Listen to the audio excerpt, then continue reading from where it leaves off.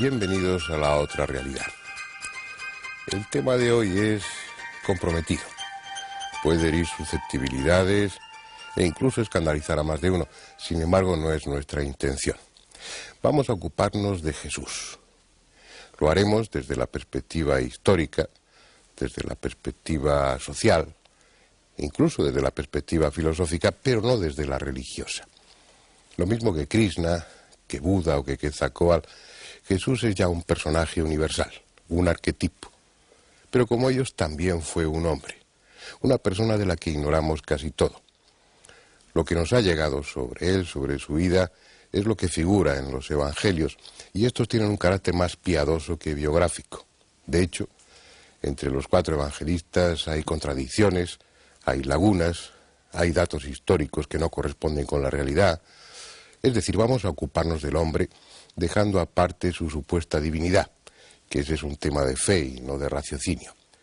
Como es habitual, antes de entrar en el coloquio, vamos a ver la primera parte de un documental que hemos preparado para hoy.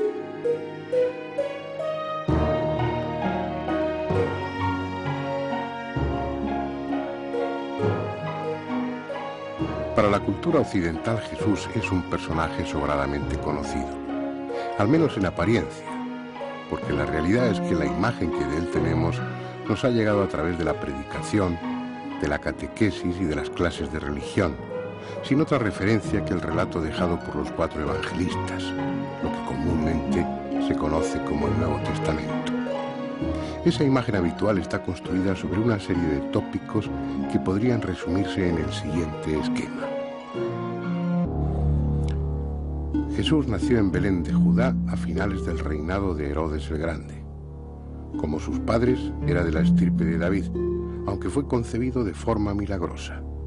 Su madre, María, recibió la visita del Espíritu Santo que la cubrió con su sombra, de modo que quedó encinta sin perder su virginidad.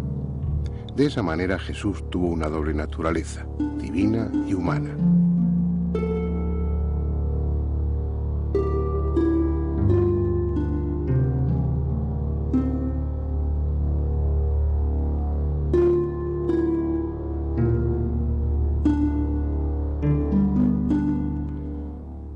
Tras muchos años de silencio y sin una actividad conocida, fue bautizado en este río, el Jordán, por Juan el Bautista.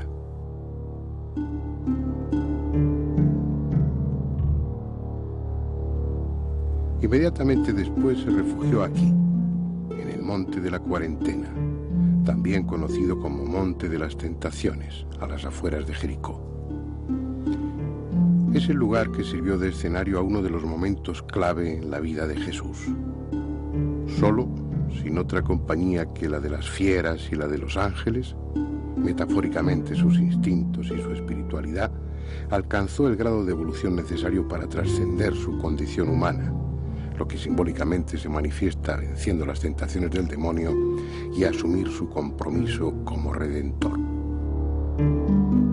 Tras ese periodo de ayuno y meditación abandonó este paraje para iniciar lo que se ha dado en llamar su vida pública, dirigiéndose a Cafarnaún, donde comenzó a predicar la inminente llegada del reino de Dios.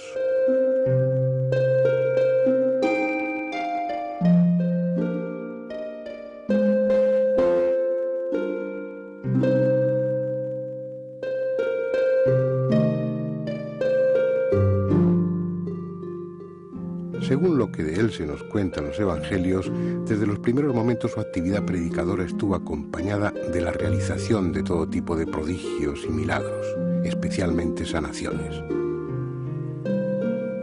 Leprosos, ciegos, paralíticos, sordomudos, enfermos de toda condición se beneficiaron de sus extraordinarios poderes. Algunos de esos milagros, como el que realizó aquí en Caná, convirtiendo el agua en vino durante una boda, pueden parecer más populistas que necesarios, si es que no se trata de metáforas con un significado más profundo. Otros, en cambio, resultaron especialmente dramáticos, como la resurrección de Lázaro en Betania, que llevaba 4 días muerto y, según el Evangelio de Juan, ya olía mal. Sus poderes taumatúrgicos llegaron a tal extremo que en los pueblos en torno a este lago de Genezaret, el mar de Galilea, sacaban a los enfermos a las puertas de las casas para que él los fuese curando a su paso. Aquí fue también donde caminó sobre las aguas y captó los primeros discípulos, pescadores de peces que dejaron de serlo para convertirse en pescadores de almas. Quizás sea esta una de sus barcas, recogida por los arqueólogos del fondo del lago, hundida precisamente en aquellos años y reconstruida hoy pieza a pieza como un delicado rompecabezas.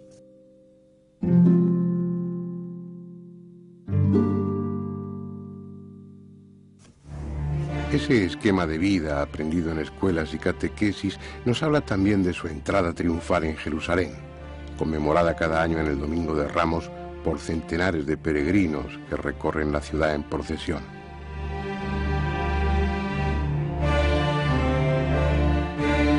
También está en nuestra memoria el pasaje que describe cómo arrojó a los mercaderes del templo, mostrando una imagen de Jesús enérgica, colérica incluso, que contrasta con la de paciente mansedumbre habitual en el resto del relato evangélico.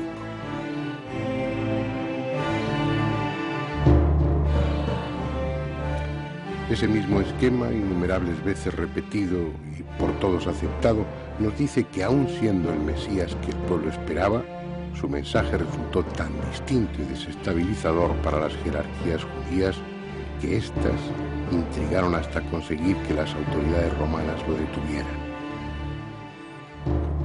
La noche en el huerto de Getsemaní, la traición de Judas y finalmente su condena por parte de un gobernador pusilánime, Poncio Pilato, que sin creerle culpable le envió a la cruz para satisfacer a los perversos miembros del Sanedrín.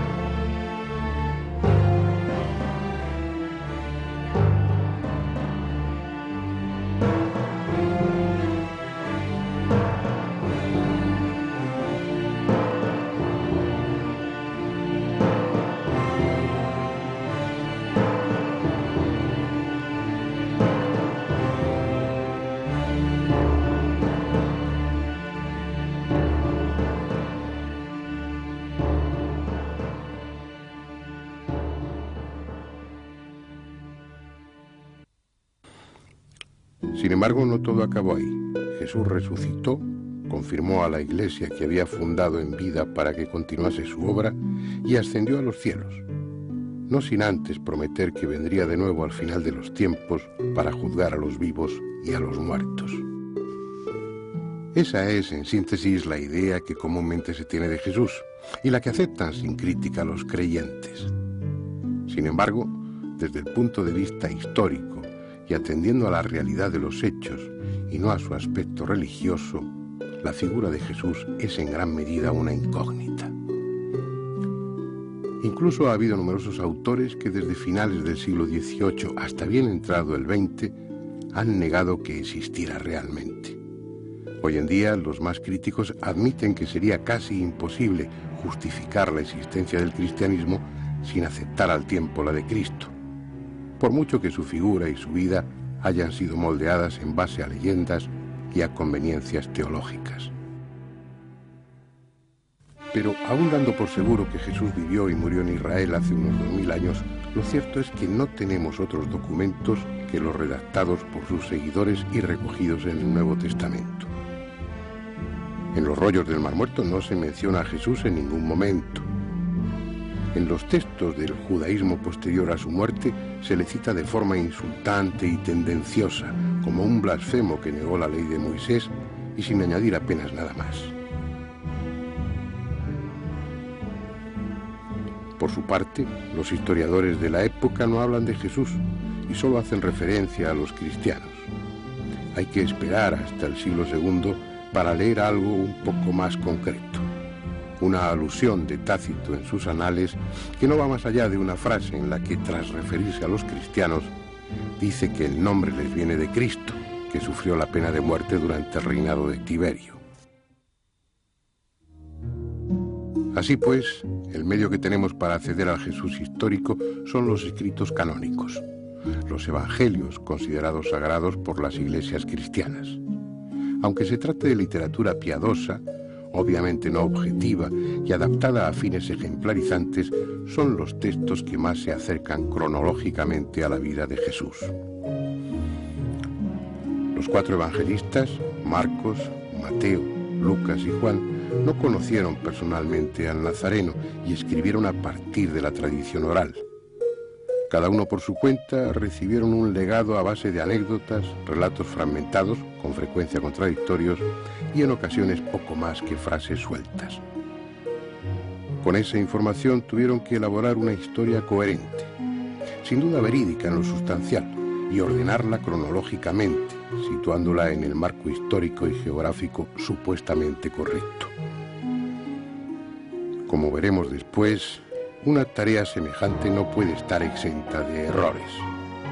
Los evangelios no coinciden en muchos puntos, a veces significativamente, y sus relatos adolecen de inexactitudes históricas, omisiones y distorsiones de los hechos, a tal punto que en ocasiones parecen estarse refiriendo a personajes diferentes.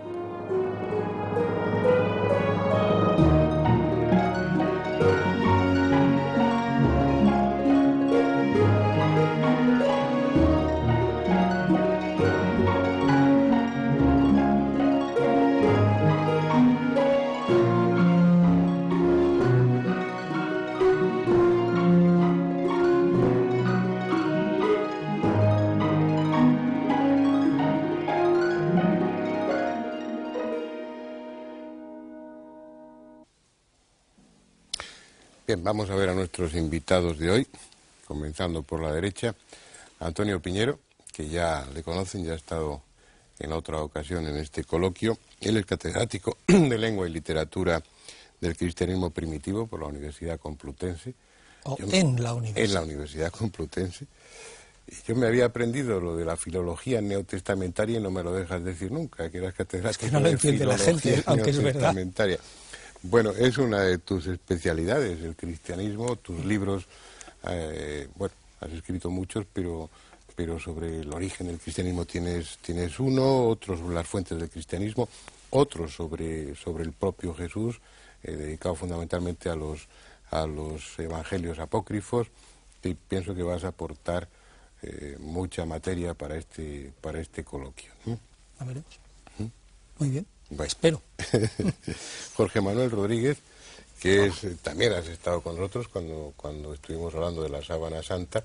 Él es vicepresidente primero del Centro Español de Sindonología, además de profesor de Derecho Civil en la Universidad de Valencia.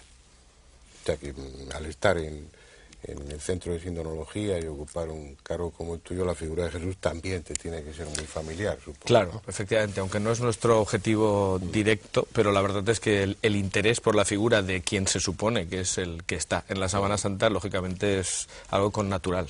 Como yo decía en la introducción, aquí nos vamos a tocar, o lo menos posible, el aspecto religioso, sino que vamos a ocuparnos del aspecto humano, del aspecto social, del aspecto histórico. Y bueno, lo de la Sábana Santa no contradice para nada lo que aquí vayamos a exponer. Salvador Freixedo, ya casi, no voy a repetir lo mismo que he dicho en tantas otras intervenciones de él, es súper conocido, especialista en estas cuestiones, con multitud de libros, y que además, bueno, en este caso concreto, pues nos ayuda el que él sea teólogo, el que haya sido jesuita durante 30 años, y bueno, la figura de Jesús pues también es más que conocida para él, ¿no? Así es. Sí. Dediqué mi vida, fíjate, 30 años más o menos primero a aprender quién era ese personaje y después a predicarlo. Bien. Honestamente. Bueno, me parece bien. Andrés Averasturi, ¿Qué decir de mí? Nada. Porque una semana más aquí estamos. Casi ya no digas nada. Afortunadamente para nosotros. Y que no se te ocurra faltar ni una sola. Yo no sé cuáles son tus creencias, pero la figura de Jesús supongo que también ha despertado tu interés. Claro. El mío también.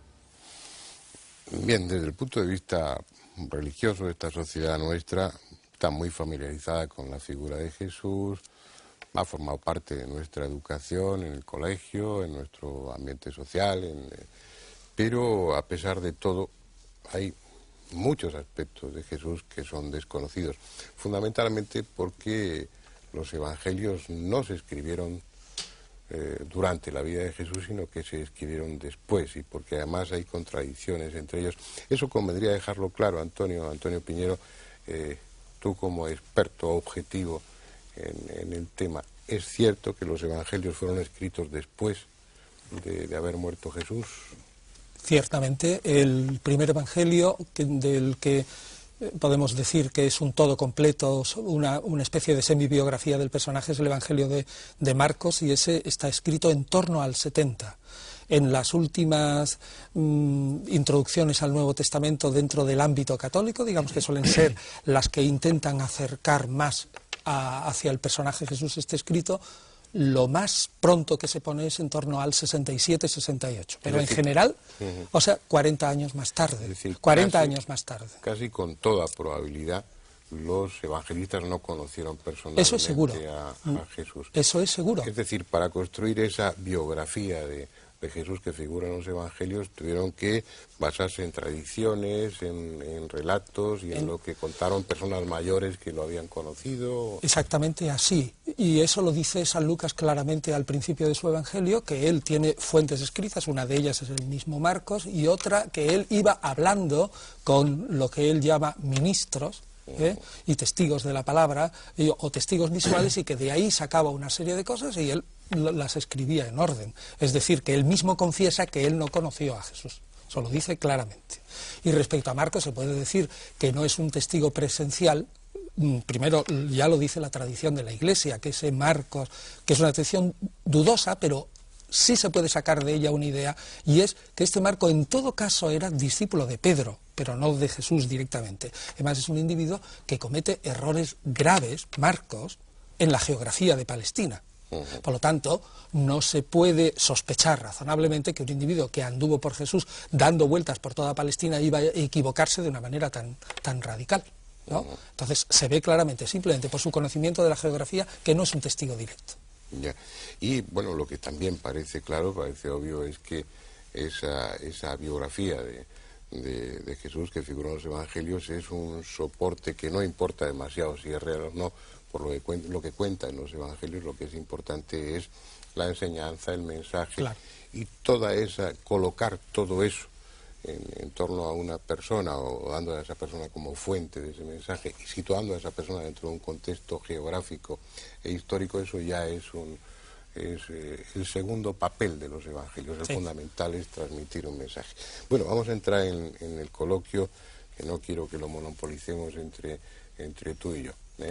¿Por dónde lo enfocamos? A mí me gustaría poner una cuadroplevisión del personaje y 4 puntos de vista. El primer punto de vista yo le llamaría el punto de vista de Kriveliov, un ruso que escribió todo un libro y reunió todos los testimonios. La posición del ruso: Cristo no existió, ¿verdad? Y hay mucha gente que cree que no existió físicamente, y no solo él, sino que en la teología, para mí, teología es sinónimo de mitología. Pero hubo, por ejemplo, Bullmann, es uno de los... Eso lo dices tú, que eres teólogo. Sí, no, es que yo no creía en eso. Y me gusta el tema. Yo, después de que me salieron los jesuitas, entonces cuando realmente empecé a profundizar en la teología, pero ya sin aquel arnés que tenía antes. Pero para hacer una breve mi intervención, Bullmann, por ejemplo, entre la teología protestante es uno de los más avanzados. Y llega a decir esto, que no es muy importante si Cristo existió o no existió, lo importante es la fe en Cristo. Y lo siguieron Schweitzer y gente de valer, lo cual para mí es un disparate tremendo, ¿eh? Bueno, segundo, la segunda podría ser lo que dice la posición de Antonio Piñero. ¿Qué dice Antonio Piñero? Lo dirá él, ¿verdad? Y si lo digo mal, que lo diga. Cristo fue un ser normal, nació normalmente, y luego la tradición, los biógrafos, la devoción y los siglos le fueron echando encima cosas y lo convirtieron en lo que es. Tercera posición, la de la Santa Madre Iglesia Católica, que dice lo que dice. Cristo nació de siempre, Dios, hijo de virgen, y desde de toda la eternidad, y parecía parte de una Trinidad, etcétera, etcétera. Todo lo que sabemos, la teología de la cual yo me imbuí. Y por último, yo quiero poner una cosa muy personal, que no es que lo diga yo, sino que lo he descubierto muy tarde, ¿eh? Es el Cristo budista. El cristianismo es un budismo occidentalizado, porque yo por muchos años no, porque siempre me lo echaron para nada. Me recuerdo el padre Henri de Lubac, era un jesuita muy famoso, y dijo, nada más sugirió, que había cierta influencia en el Antiguo Testamento, había cierta influencia budista, ¿verdad? Y apuntó algo incluso en el Nuevo Testamento. Un buen día el profesor de, no sé, de teología, por supuesto, de una de las muchas disciplinas dentro de la teología, nos dijo, el padre Lubac ha sido retirado de la biblioteca. Y lo silenció completamente A nosotros nos lo retiraron, lo silenciaron, y Lubac estuvo por mucho tiempo. ¿Por qué dijo eso? Pero ahora, modernamente, me he dado cuenta de que realmente el cristianismo es un budismo occidentalizado. Y Cristo era un personaje prácticamente que trajo el budismo acá, el primitivo cristianismo, el de las actas de Tomás y por ahí. Después ya, estoy contigo, le empezaron a echar encima cosas y lo convirtieron en todo lo que lo han convertido. Eso es mi visión de los cuatro Cristos que hay. Sigo pensando, sí, que es un personaje no normal. No, Cristo vino preparado como vinieron otros, como vino Krishna, que fue otro señor, le guste a la gente o no le guste, como vino, no al principio, sino al mismo Mahoma, etcétera, como vino Buda, como vino Nanak, a quien no conoce nadie, pero fue todo un señor que hay cientos de seguidores, como vino Mahavira, etcétera, etcétera, etcétera. No, pero vamos a ver, Salvador, lo que yo creo que no es correcto desde el punto de vista histórico que tú digas que Jesús trajo el budismo a Palestina. Eso es desconocer un poco, o desconocer cuál es el ambiente. Yo te puedo dar pruebas. ¿Cuál es el ambiente de Palestina en el siglo I? ¿Y cuál es el ambiente de la India? Pero ¿Tú lo conocías? El ambiente de la India lo conocemos por los escritos que nos ha legado la India, y el ambiente de Palestina lo conocemos por los escritos que nos ha legado la Palestina del siglo I. Jesús se encuadra muchísimo mejor como un rabino galileo, con todas las connotaciones que tiene un rabino galileo del momento.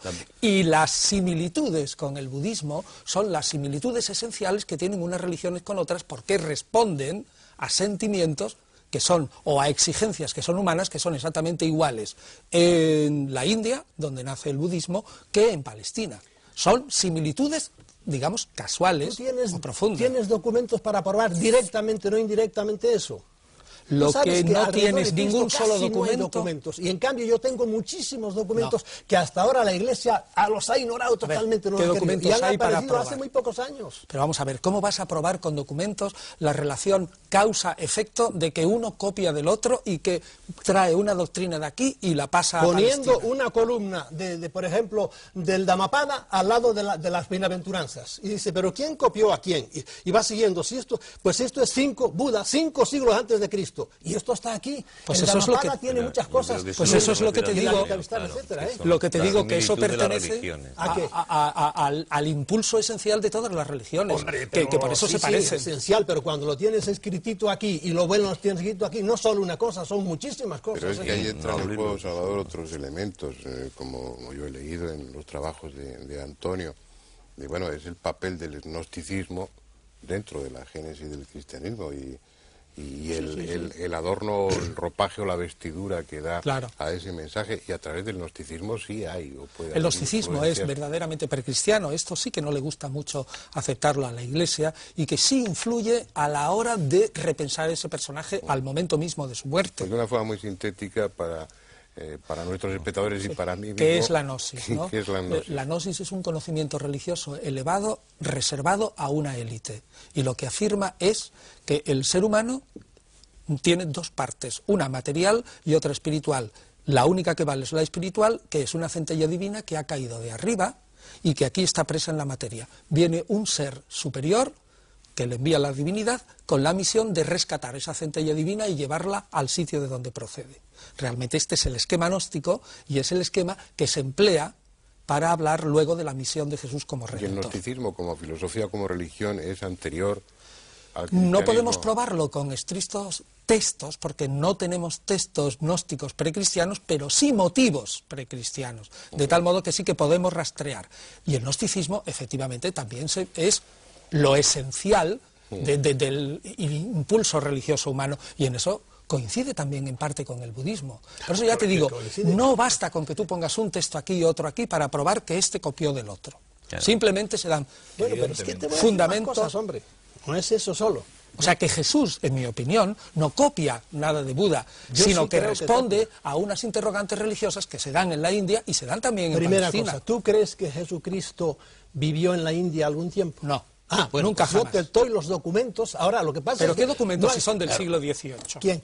No, Esos no, mira, si quieres te cuento la historia. Notovich fue un ruso. Lo No, conozco. sin eso. Ustedes me dan No lo admite nadie cuatro eso. evangelios que se escribieron no se sabe cuándo, y yo muy bien, yo los admito. Y resulta que como nos los tuvieron muy tapados, pues no sabíamos nada de ellos hasta que vino este individuo, fue y descubrió un día por chiripa que le hablaban de su Isa, el santo Isa, en Ladakh, al norte de la India.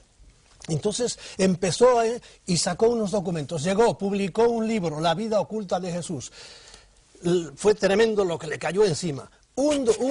Eso es sumamente Normal. inverosímil. Pero espérate, hombre, déjame acabar. Normal que le cayera de todo encima, ¿no? Bueno, entonces resulta que hubo un gran periodista, se fue hasta allá y no encontró nada absolutamente. Pero amigo mío,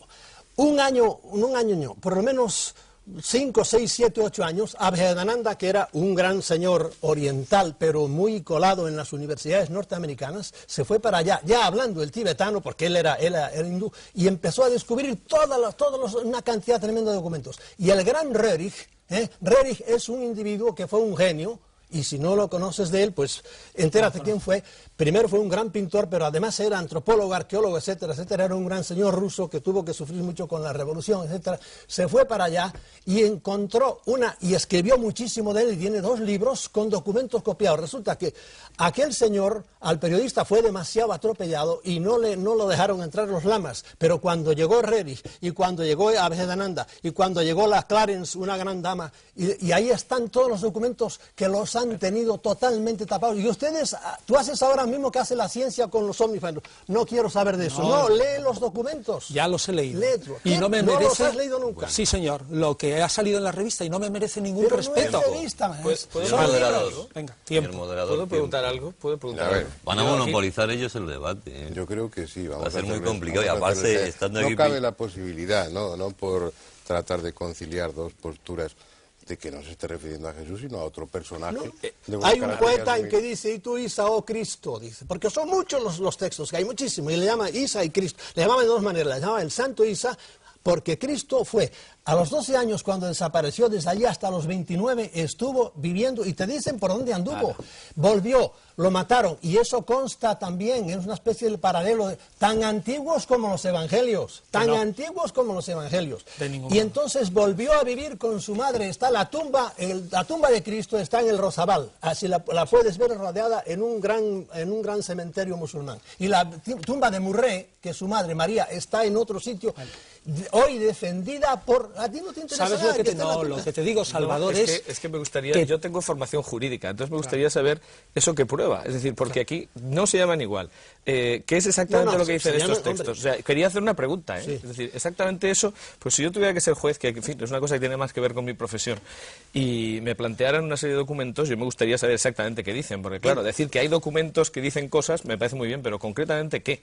No, pero entérate tú, porque yo no te voy a traer los documentos aquí No, pero ahora. el público no Entérate, tiene por qué yo por saber muchos eso. años me taparon esos documentos hasta que me metí en ellos. A mí me gustaría El mí, problema me está pidió en que momento. esos documentos no aportan Claro, nada claro. a la intelección, a comprender mejor a Jesús. Totalmente, No aportan porque nada. si no los conoces, ¿cómo me estás diciendo eso? Todas las predicaciones de Cristo, ahí están, y ahí es donde te digo, Pero mira, si las esto entendemos es lo muy que vemos bien- luego en el Evangelio, y esto es la doctrina budista. Lo que pasa es que estáis hablando de cosas que, bueno, como ambos sois especialistas y y tenéis una formación completa e información muy completa sobre el tema, los demás nos estamos enterando casi de nada.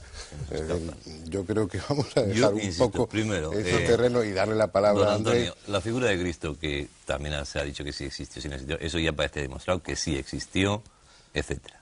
Es que es absurdo desde el punto de vista histórico negarla, porque nos plantea a los historiadores 1000 problemas más si no hubiera existido. Basta ese argumento. Es decir, eso lo tenemos claro. Una vez que existió, y entramos en la polémica si viajó, si no viajó, hay un tiempo que realmente los evangelios nos citan, que yo creo que son la gran incógnita de los evangelios, ¿no? ¿Qué ocurre desde el nacimiento hasta la vida, a la que se ha llamado vida pública de Jesús? Pues no lo citan porque como ese personaje, como decía antes, y lo ha transmitido bien mi posición, ese era un rabino, por decirlo de alguna manera, de Galilea, como otros tantos. Y por lo tanto, hasta que no empezó su vida pública, no causó la más mínima sensación. Evidente. Y por lo tanto, es que no hizo nada. No había nada que transmitir, era como otro sujeto más. Una vida cotidiana normal. Una vida corriente, como hace aquel que va a la sinagoga, se va imbuyendo de los textos sagrados y va reflexionando. O sea, que yo creo que es buscarle 5 pies al gato y que no existe, el intentar sacar de esa famosa vida oculta algo que ilumine la personalidad de Jesús. La personalidad de Jesús se ilumina suficientemente en sus rasgos generales estudiando los testimonios de los 4 evangelios. Y vale. Yo pongo otra vez de nuevo, hay documentos, estudienlos, de los 12, el Notovich escribió el libro Los años perdidos de Jesús y trataron de hundirlo y de hecho lo hundieron. ¿Y sobre qué se basaba eso? ¿En qué documentos se basaba? Los documentos que él encontró en la masería de Emis, en concreto, en Ladakh, pero es que no solo, él vio él no sabía tibetano, tenía un traductor y se lo fue copiando allí. Entonces, los frailes le dijeron, al principio no se los quería enseñar, los frailes le dijeron, pero esto es una copia, pero hay copias en pali y hay copias en bengalí y hay muchísimas copias de los años perdidos. Y si eso fuera tan evidente, no habría una mayor publicidad de todo eso, por mucha fuerza que pudiera tener la Iglesia. Cuando Faber-Kaiser escribió su libro Jesús vivió y murió en Cachemira, fue a hablar al cardenal y dijo, voy a publicar esto. Y Faber-Kaiser, y me lo dijo a mí, creo que lo publicó en la cosa, dijo, por favor, no hable de eso, le dijo el cardenal, porque esto a nosotros nos pone patas arriba. Vamos a ver, Salvador, mira, antes decías lo de Lubac. El señor de Lubac, que tú dices que lo apartaron, es el cardenal de Lubac. La Iglesia jamás apartó a de Lubac. Bueno, eso es una cosa, es el cardenal de Lubac. Y antes no te lo he querido decir. La Iglesia no que yo te lo digo, yo fui jesuita, yo tenía una biblioteca, yo te he dicho, a mí me apartaron a bueno, pero vamos a de mi biblioteca, de modo que no me importa. Vamos a centrar el debate.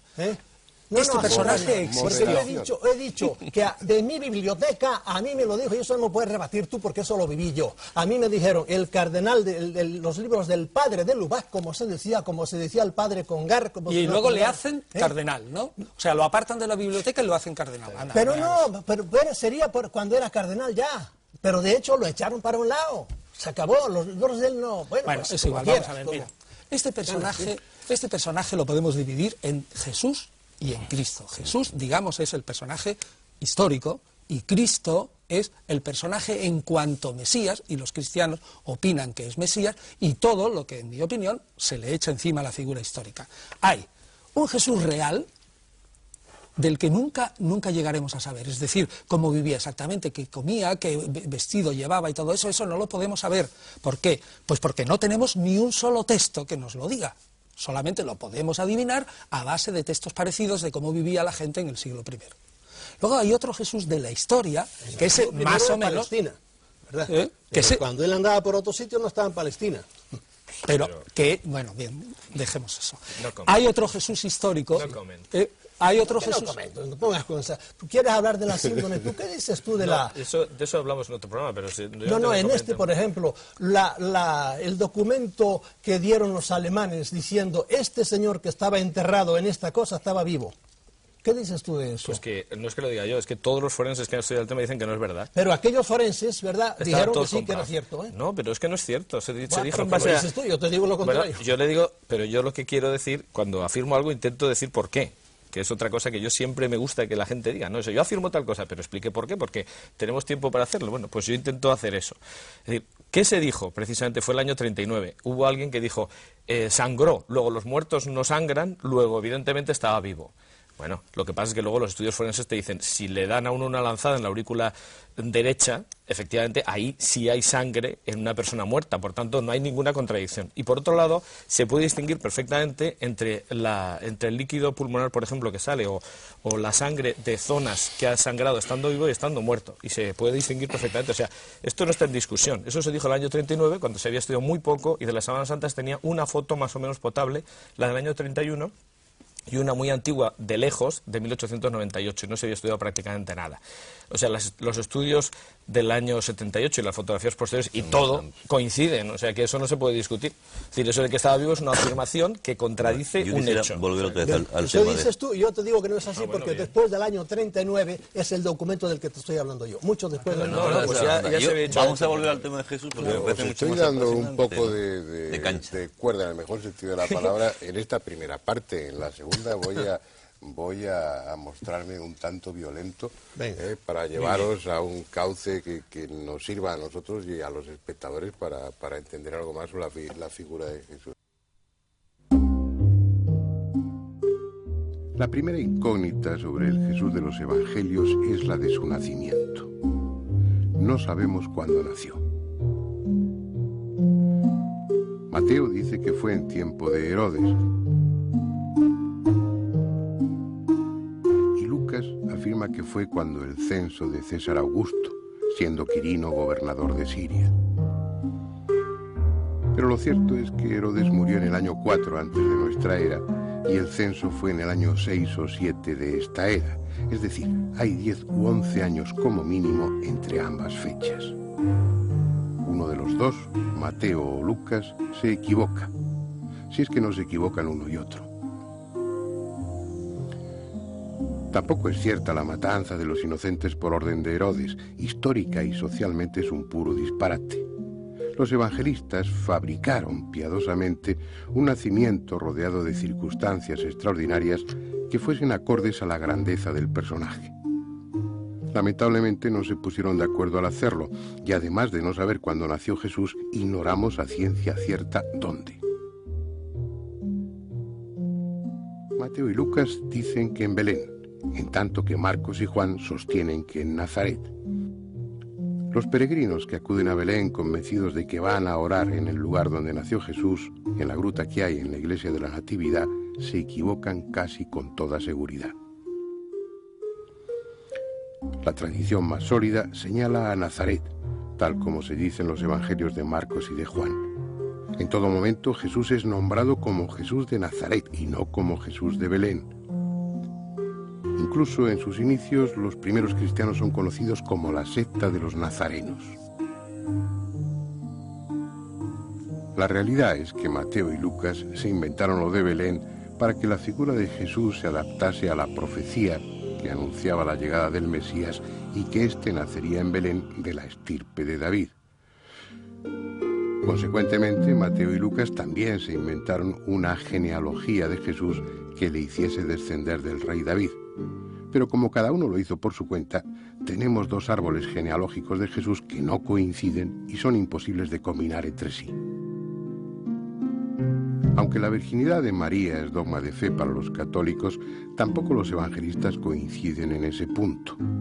Mateo y Lucas lo afirman, en tanto que Marcos y Juan no lo mencionan. A cambio, en varios pasajes se hace referencia a Jesús como hijo de José de Nazaret o simplemente como hijo de José.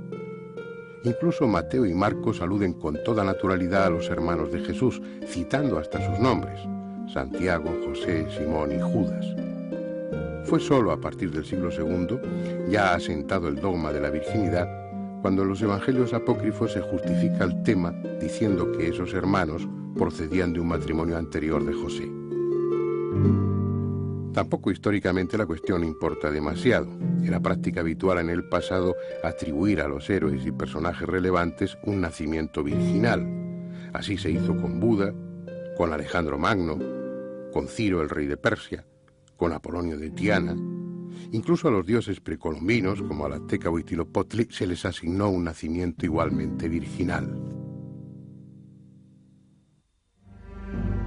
La única deducción lógica es que su nacimiento, lo mismo que su infancia y juventud, son una pura especulación redactada bastantes años después de su muerte, cuando el cristianismo empezaba a tomar cuerpo.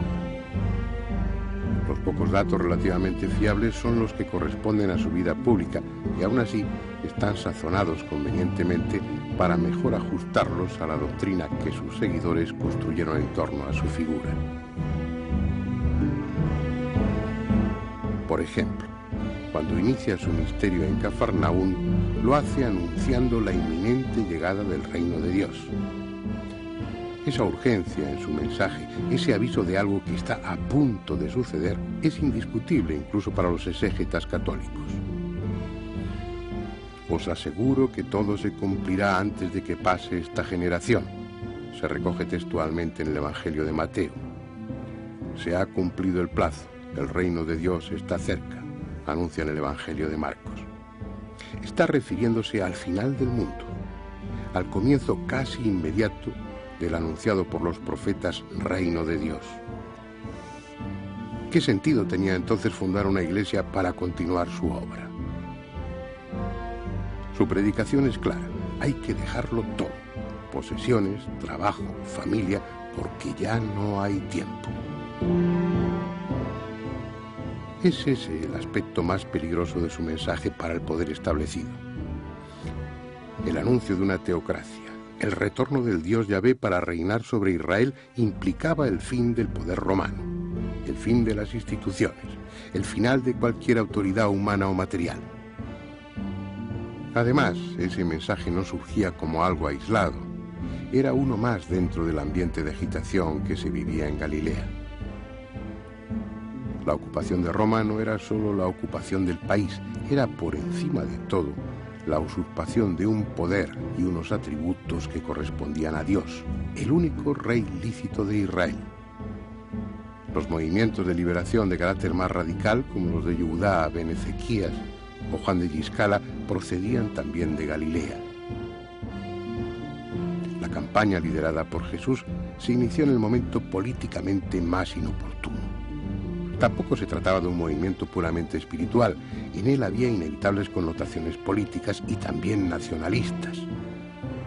La universalidad que se le ha querido dar a su mensaje poco tiene que ver con lo que en los propios evangelios se recoge.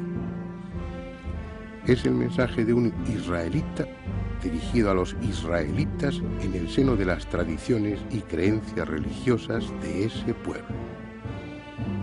Quizás resulte inadecuado para los creyentes, pero al margen de la fe es lo que la lectura desapasionada de los evangelios refleja y lo que, por otra parte, resulta históricamente lógico.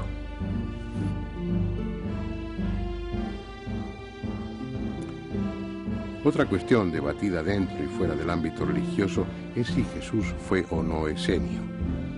Los manuscritos del Mar Muerto, encontrados en Qumran, retratan a su fundador, el maestro de justicia, con perfiles muy parecidos a los de Jesús. Ambos se sienten profetas y guías de un grupo selecto, al que preparan por la penitencia para la venida del reino de Dios. Ambos son celosos de la ley mosaica. Ambos se enfrentan contra ciertos estamentos del judaísmo oficial. Ambos tienen un esquema dualista de la vida espiritual, reducida a la lucha de Satán contra Dios. Ambos sostienen que el fin del mundo es inmediato. Sin embargo, al final de su vida Jesús modificó su orientación inicial, ocupándose más del fondo, de lo esencial, y dando menos importancia a los detalles rituales y a los preceptos. Tal vez tuvo contactos e influencias esenias, pero si perteneció a la secta, debió retirarse de ella. Respecto a su muerte, todo parece señalar que, en contra de lo que se sugiere en los evangelios, debe atribuirse a los romanos y no a los líderes judíos. El papel mesiánico asumido por Jesús, sobre todo en su última etapa, le colocó inmediatamente en la posición de enemigo de Roma y, como tal, como revolucionario mesiánico, fue condenado a muerte. El que esa decisión favoreciera los intereses de los saduceos, que se beneficiaban de su posición de intermediarios entre el pueblo y el imperio, no quiere decir que fueran ellos los promotores de tal condena. A la postre, Aunque sólidamente argumentadas por filólogos e historiadores, estas interpretaciones aquí expuestas no resuelven plenamente el enigma. Tan solo aportan una visión diferente, más acorde a las circunstancias políticas y sociales que vivió Jesús, pero también incompleta. No es posible ya saber cómo era, cómo sentía o cómo pensaba. ¿Y acaso no importe? Su papel como arquetipo, como modelo para muchos, hace siglos que trascendió al personaje humano.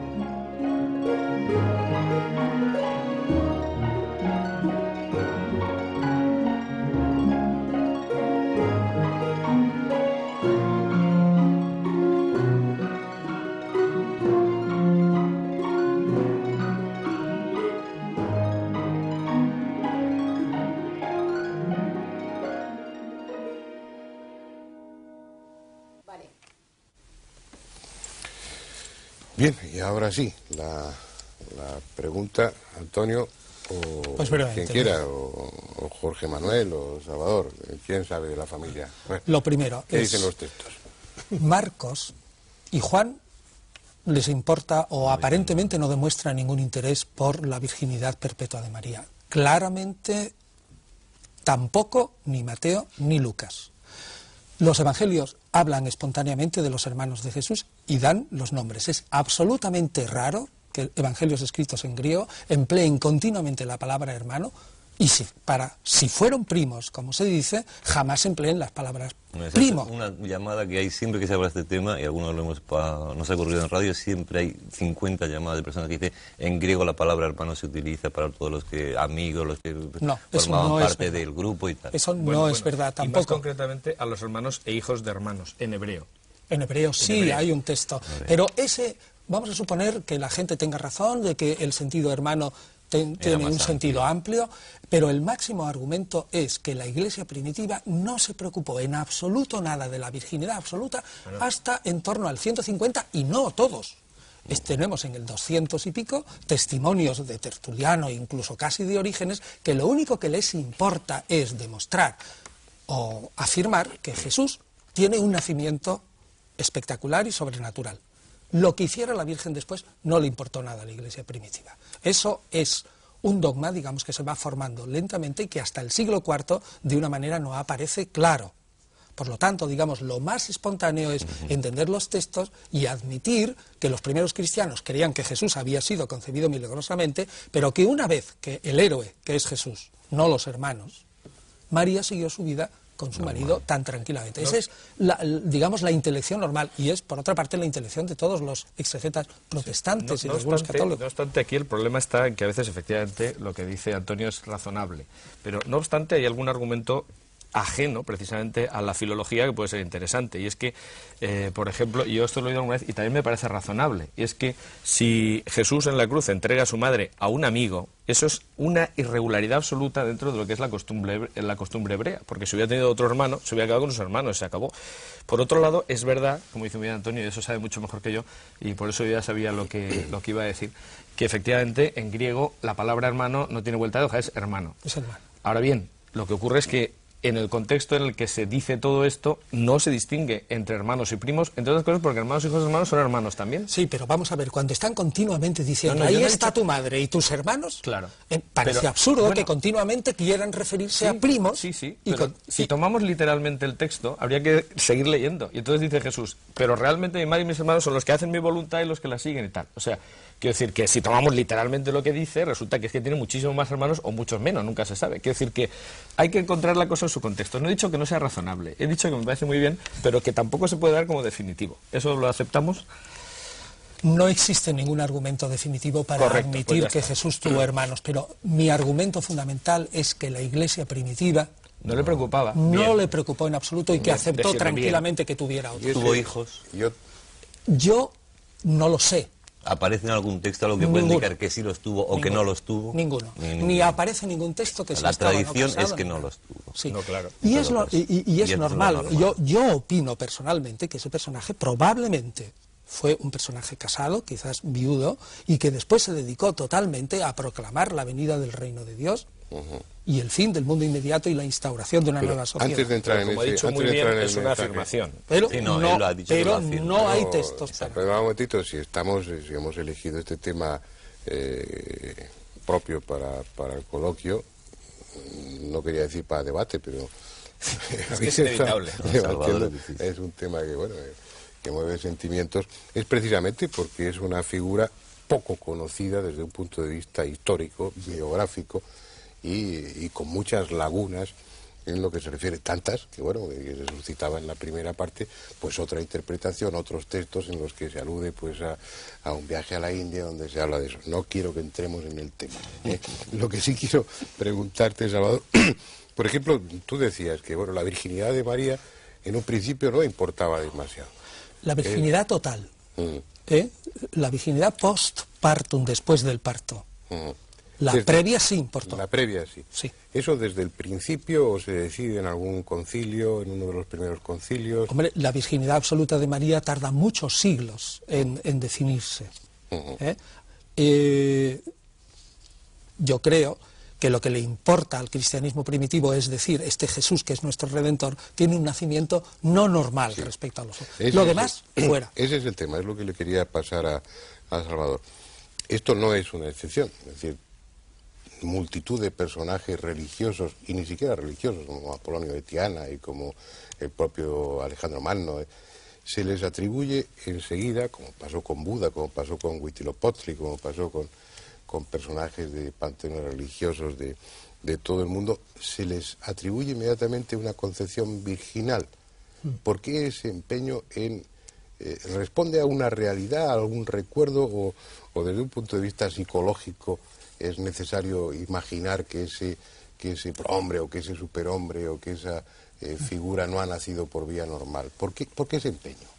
Bueno, los por qué son siempre muy difíciles de contestar. Estoy de acuerdo con Piñero, por lo menos en algo. Ya era hora. Los documentos orientales también hablan de Jesús que tuvo hijo ninguno y que estuvo casado nunca. Yo me apoyo mis pobrecitos, pero algún día a ver si te puedo mandar alguna copia. La virginidad de María yo la he encontrado ya en los símbolos primeros, ¿no? Nació de María Virgen, en el primer símbolo, hasta me parece se llama de Jerusalén o por ahí, y en el Licea está ya, se le llama Virgen, ¿verdad? Estoy también de acuerdo contigo en que lo que vino después ya les interesó menos, pero bueno. Ahora, el nacer virgen es una cosa curiosísima, porque yo he publicado una lista de no sé cuántos que todos nacen de madre virgen, y lo curioso es que en Oriente ya cuando se desata la imaginación, cómo nacen a uno de los dioses orientales, no sé si fue a Salivajana o a quién, porque hay alrededor de unos 40 personajes parecidos a Cristo, fueron redentores, etcétera, de los cuales aquí no tenemos ni idea. A uno le nació su hijo, a la madre de él, nació aquí del sobaco. No sé a quién fue de ellos, pero de los bastante conocidos. A otro le nació a su padre del muslo, lo cual ya es rizar el rizo por ahí. ¿Por qué realmente quieren hacer nacer de una manera? Porque yo no sé, hay algo con el sexo, yo siempre digo, la raza humana está mal fabricada. Y hay cosas que han dejado sueltas y entre ellas es el sexo, ¿verdad? Y el sexo, en el budismo, por ejemplo, el sexo también se mira igual que en el cristianismo. Hay una especie de rechazo y los monjes budistas todos son también célibes, etcétera, etcétera, etcétera. Los porqués yo no lo sé. Yo creo que son la necesidad de hacer un tipo extraordinario, ¿no? De no hacerlo igual que los demás. Entrar de una manera solemne, entrar de una forma distinta en el mundo, que no es tanto la preocupación, seguramente. Luego la sexual sí que es posterior. Porque implica en sí mismo una contradicción. Estamos hablando de que es algo que se le añade al personaje después, y estamos hablando de una época de muchos años en la vida de Jesús en concreto en la que no se sabe prácticamente nada de él. Si realmente objetivamente hubiera nacido una madre virgen, habría sido famoso desde ese momento de su nacimiento. El caso habría sido comentado en todo el mundo. Eso es uno de los principales argumentos. El nacimiento de Krishna es casi igual, y eso sí también, la eso hay documentos, también, ¿no? Casi exactamente igual que el de Krishna. Que hizo la Virgen de Baki, etcétera, etcétera. Por eso hablábamos, yo hablaba en la introducción de que es un arquetipo, es algo que encuentras en muchas culturas, muy parecidos. Es una imagen del Redentor, es la imagen de un hombre que viene a revelar unas enseñanzas, a dar un mensaje, que es un mensaje de esperanza, mezclado también con el catastrofismo. pero es casi una constante en todas las situaciones. Y coges a Quetzalcóatl y puedes establecer una similitud, un paralelismo con la figura de Jesús. Coges a Krishna también y coges a otros muchos personajes religiosos del mundo que lleva muchos miles de años. Me está dando ganas de contar un chiste, quiero decir que... Pues puedes contarlo, mira, sí, aliviamos el... En fin, no sé si, espero que nadie se lo tome a mal. Ayer, hablando precisamente de que iba a intervenir en un programa en el que lógicamente iba a salir la historicidad de Jesús, alguien me dijo una cosa que no me resisto a contarla, y es los paralelismos que existen entre el Cid y Franco, con perdón, ¿no? Es decir, porque resulta que... No, con perdón de si... Es decir, yo Franco no suelo mencionarlo mucho, ¿no? Pero, en fin, es decir, porque... Claro, claro. Porque y es curioso, pero lo voy a repetir porque me hizo mucha gracia. A lo mejor nadie más le hace gracia, pero este amigo me decía, si te das cuenta, hay un paralelismo clarísimo entre la figura del Cid y Franco, hasta el punto de que dentro de 2000 años alguien podría terminar pensando que es una reelaboración entre uno y otro. Porque, y entonces, yo dije, hombre, eso no puede ser. Me dijo, sí, fíjate, fue proclamado en Burgos. Eso es, lógicamente, algo que se ha tomado de la figura del Cid. Se casó con una asturiana, exactamente lo mismo que el Cid. Sus nietas emparentaron con pretendentes al trono de Francia, exactamente igual que el caso del Cid. Hay del Cid referencias a que los moros le llamaban, y hay textos escritos que le llaman el perro gallego. Esto lógicamente está tomado y se ha elaborado la figura de Franco a raíz de esa otra. Es decir, que haya paralelismos, pues es muy interesante, la verdad es que puede ser muy curioso, pero como elemento de prueba, la verdad es que es un poco... Se tiene que quedar ahí, ¿eh? No, hombre, yo lo que creo que es complicado es analizar, primero en el siglo XX, con nuestra concepción, la figura de Cristo, del nacimiento de Cristo. Es decir, y me consta, ¿no?, que hay muchas mujeres creyentes que ahora mismo les cuesta mucho ver ese sentido despectivo que tiene el tema de la virginidad o de la no virginidad. Es decir, ¿por qué se va a manchar una persona por el hecho de nacer de mujer? Entonces eso plantea, pues hombre, en gente dice, es que no es serio, ¿no? Igual que ha planteado durante el celibato como una situación mejor que la de la familia durante muchos años en la Iglesia, que ya lo está equilibrando un poco. Y segundo, es muy difícil hablar de Jesús fuera de la religión. Yo comento que es un esfuerzo que tendremos que hacer en este debate, o que estamos haciendo, pero es muy complicado intentar explicar la figura histórica de Jesús al margen de la fe de cada uno, porque es muy difícil, ¿no? Creo que ahí has dado justamente en la clave. Claro. Afirmaría que la figura de Jesús solo se puede comprender por aquella persona que se meta profundamente a estudiar la sociedad, la política, la religión y la economía de la Palestina del siglo I. Como no lo enmarques en ese sitio, no entiendes a ese personaje. Y ese es el problema de la Iglesia posterior, que lo que hacen es añadirle a su coleto sus propios huecos con la figura de Jesús, inventándose cosas. Inventándose un montón de cosas. Y solo se entiende bien ese personaje cuando lo encuadras ahí. Y hay que estudiar un montón de historia de Palestina. Claro. Si yo no, tengo algo que decir de eso. A mí me interesa mucho menos quién fue la madre, si tuvo hermanos por ahí, qué fue lo que dijo y cuáles son sus enseñanzas. Si es un hombre bonito, pero me enseña disparates, como es, por ejemplo, para mí, muchos del dogma cristiano son disparates, pues lo digo honradamente como lo pienso, ¿verdad? Pero son los pues dogmas, entonces digo, muy bien, serio. Ahora, creo que se nos va a quedar en el aire la pregunta principal. ¿Cuál es la pregunta principal? A ver. ¿Es Dios o no es Dios? Y ahí entraríamos en qué es Dios. Ese no es el tema del debate. Eso es el debate. En la introducción... Óyeme, si a un individuo que dice que es Dios me le quitas eso para vamos a estudiarle, bueno, si quiere muy bien, la cara que tenía por ahí, perfecto. Nunca dijo que estamos hablando de la figura humana. Él nunca dijo que era Dios. Yo no me meto nada. Perfecto, en eso estaré de acuerdo contigo. Nunca lo dijo. Bueno, lo que pasa es que según los textos evangélicos lo condenaron por algo parecido, porque realmente fue por blasfemia, ¿no? La lectura de los textos evangélicos hay que hacerlo a un nivel y a otro nivel. Una lectura es esa. Le condenaron como, digamos, un individuo que fastidiaba a un modus de pensar judío, pero el mismo texto evangélico te dice claramente, en cuanto bajas un poquito y lees entre líneas, pero muy poco, que lo que condenaron fue por ser revolucionario contra un poder establecido que era el romano. El problema que tengo yo con esto es que eso es una interpretación. No, ahí no hay ninguna interpretación. Si no lo pone el texto... Lo pone el texto. Y lo pone el texto claramente, que es condenado por Poncio Pilato como rey de los judíos. Lógicamente. Y eso es una acusación estrictamente política. Lógicamente, pero también hay que tener presente que a Poncio Pilato le importaría un pito que si le decían que era Dios, porque Poncio Pilato admitía la existencia de dioses diversos. O sea que, lógicamente... Pero es que jamás le condenan por decir eso. Bueno, claro, la autoridad romana, pero la autoridad judía, desde luego, no le resultaba indiferente. Es decir, en un momento en el que solamente citar la palabra de Dios ya era blasfemo, no se podía decir, la verdad es que, quiero decir... No es tan raro, ¿no? Es decir, y el texto lo que pone es eso. Otra cosa es que uno interprete que eso no fue la causa.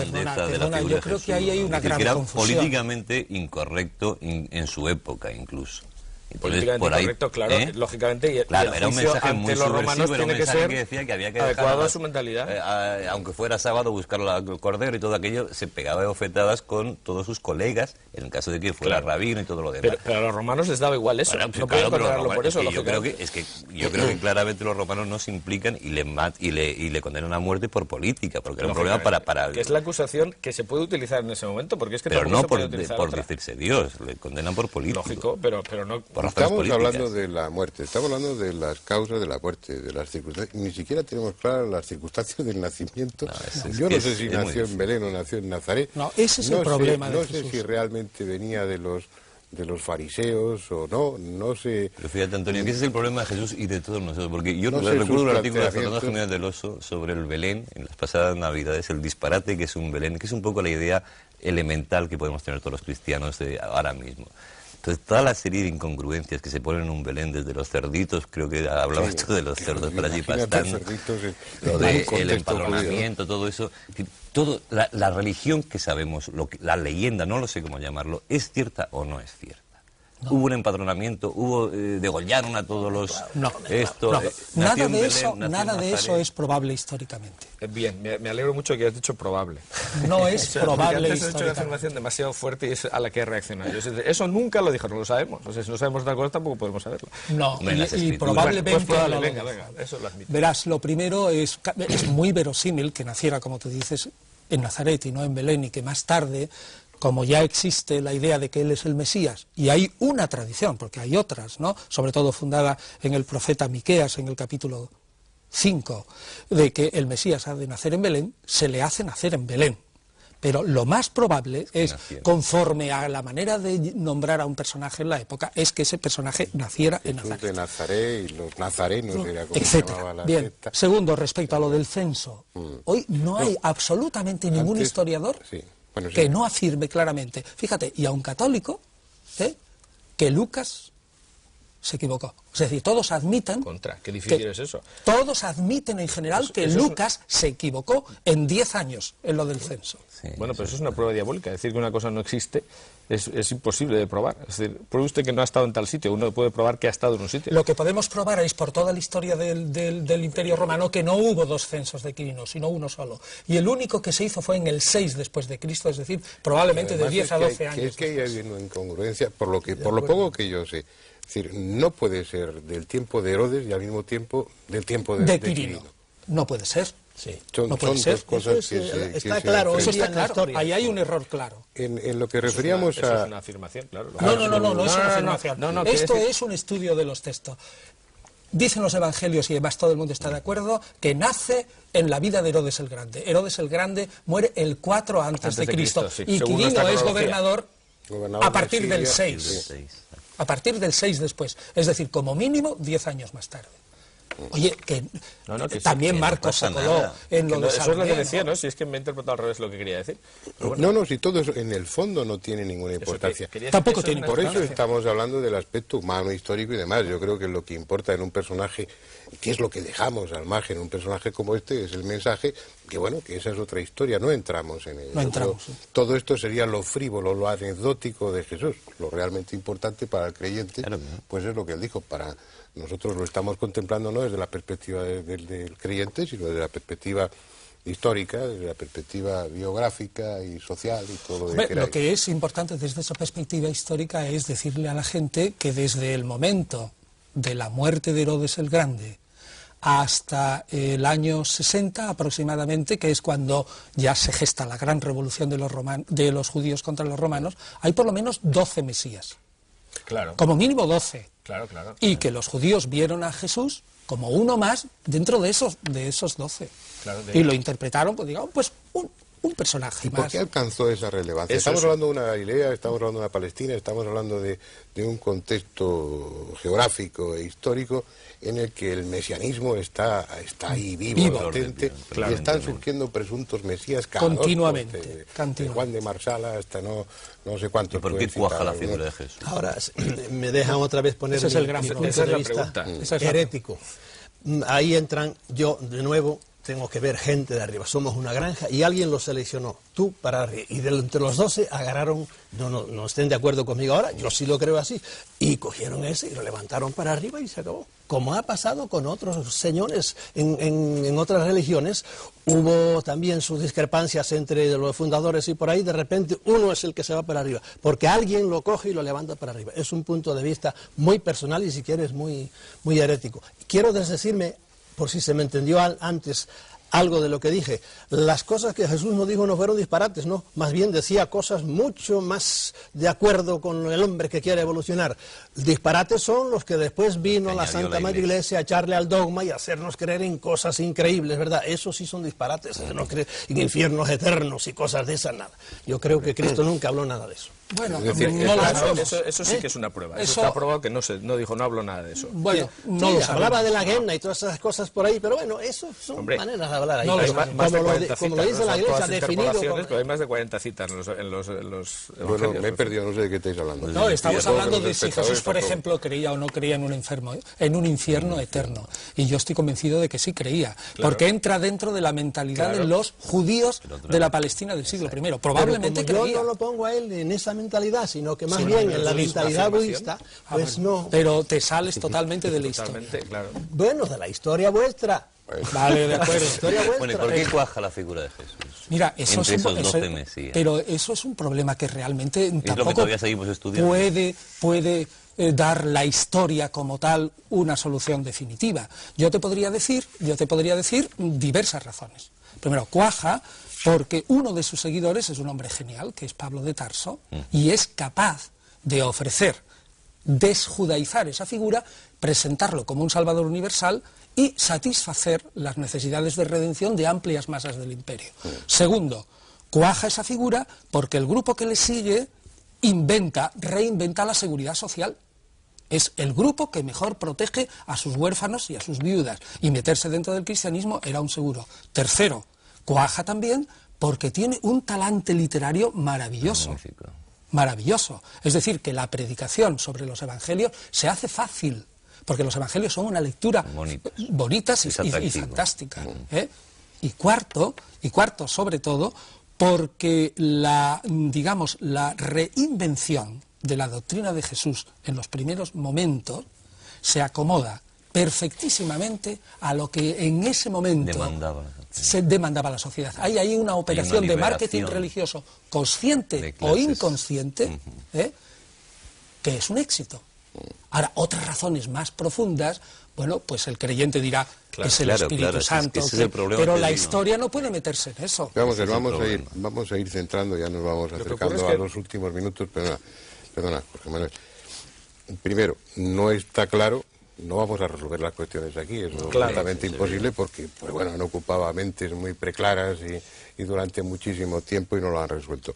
Pero no sabemos si nació en Belén o nació en Nazaret.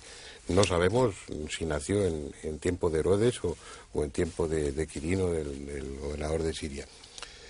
No sabemos, obviamente, si tuvo hermanos o no. Estoy hablando históricamente y documentalmente de lo que podemos saber o no podemos saber. Pero hay otra historia que se nos ha vendido siempre, y es Jesús era el bueno y los judíos los malos. Y bueno, una exégesis, un estudio tanto riguroso o mínimamente riguroso viene a decir que no, que Jesús formaba parte del pensamiento judío, del pueblo judío, y que probablemente ocupó un lugar dentro de la jerarquía de los rabinos o de los... Vale. Lo cual ¿Eso es así, tal como lo estoy diciendo? Hombre, luego es mucho más probable eso que cualquier otra elucubración, claro, lógicamente. Claro. Es decir, eso encaja. Sin embargo, yo, quisiera decir una cosa, que a lo que estabas diciendo tú antes de que triunfó porque realmente, pues, filosóficamente, pues, encajaba muy bien, la verdad es que relativamente, porque la muerte no encaja para nada. Es decir, el Antiguo Testamento dice, maldito el que cuelga del madero. para los hebreos era absolutamente inadmisible predicar la muerte. Pero no, y para los judíos era blasfemo desde todos los puntos de vista. Pero no entonces, para las grandes masas del imperio, donde la figura del Redentor muere y resucita. Pero todo el contexto en el que se desenvuelve la figura y todos los primeros seguidores y todos son judíos. Es decir, tienen que hacer una especie de subversión absoluta de sus pensamientos para seguir esa figura, no es tan fácil. Hay otros mesías que se dan en ese tiempo que eran mucho más fáciles de seguir. Algunos tuvieron verdaderos éxitos, fueron declarados como Cristos, como mesías por los sumos sacerdotes, etcétera, etcétera. O sea, desde el punto de vista humano tuvo mucho más éxito otros seguidores que además estaban en un contexto en el que efectivamente se esperaba el Mesías, porque la profecía de Daniel encajaba perfectamente en aquellas fechas, ¿no? Y a partir de ahí, pues hombre, es realmente raro pensar que este triunfara porque tenía cartas a favor, pero tenía algunas en contra que eran realmente pasmosas. Ya, pero lo que dice Andrés es cómo triunfa dentro del imperio. Al principio tú te refieres al mínimo núcleo de seguidores judíos, pero cuando triunfa es precisamente cuando se desjudaiza. Exacto. Precisamente cuando se desjudaiza. El gran problema del Antiguo Testamento. Claro, cuando se desjudaiza. Esa es la clave. Sí, si no digo que Yahvé no era exportable, por hablar en una terminología moderna, ya no era exportable, y sin embargo Jesús sí era absolutamente, la figura de Jesús sí, tú la desjudaizas. Le convino a Constantino, ¿no? Y echarlo para arriba. La verdad es que lo que parece claro es que al margen del aspecto religioso, pues si es Dios, como piensan los creyentes, pues está todo justificado. Claro, sin duda. Claro. Pero desde fuera, desde la postura del no creyente, claro, pero tienen que haber sido muchas y diferentes las circunstancias que han influido para que un movimiento filosófico, religioso, espiritual haya prosperado. Pero que ha requerido, como hemos visto a lo largo del coloquio, que para su mantenimiento y engrandecimiento se hayan ido añadiendo elementos ficticios, piadosos, convenientes. Sí, pero hay poco tiempo, ¿eh? Es decir, lo que se refiere a los evangelios... No, ya, efectivamente. No, pero me refiero que en cuanto a los evangelios, una mitificación de una figura requiere, como dicen los propios estudiosos del tema, porque este tema huele un poco a naftalina. Es decir, donde surgen las críticas sobre la historicidad de Jesús fue precisamente a partir de los enciclopedistas franceses y después, a principios de este siglo, con Bullmann y compañía, en un ambiente alemán donde el nazismo era incapaz de admitir que Dios se hubiera hecho judío, etcétera. Es decir, que esto es una cosa antigua. Ni siquiera lo discutimos desde el inicio del debate, quedaba claro que representa más problemas el negar la historicidad de Jesús que admitirla, ¿no? Claro. Partimos de un acuerdo de que existió realmente como persona, ¿no? Evidente. Bien, vamos a terminar, yo lo siento, como pasa siempre, el tema es muy sugestivo, es apasionado y bueno... Pues demuestra que efectivamente los que han estado investigando durante estos años no se han puesto de acuerdo en absoluto ninguno. Es decir, todas las teorías alternativas... Perdona, en las líneas generales sí. En las líneas generales cada vez existe un mayor consenso entre los con estudiosos. ello yo me voy despidiendo. Pero nada. Yo creo que el espectador entiende. Y bueno, yo creo que sí, que entenderán y que disfrutarán el apasionamiento, que supongo que ellos también lo han seguido con interés y con cierta pasión, porque es un tema que a todos dentro de esta cultura, dentro de esta sociedad nos afecta. Bueno, es un tema que queda ahí. Probablemente con el tiempo volvamos a otros aspectos de la figura de Jesús porque insisto en que es realmente apasionante. Pero eso será en otra ocasión. Vamos a dejar el programa aquí. Hasta el próximo día.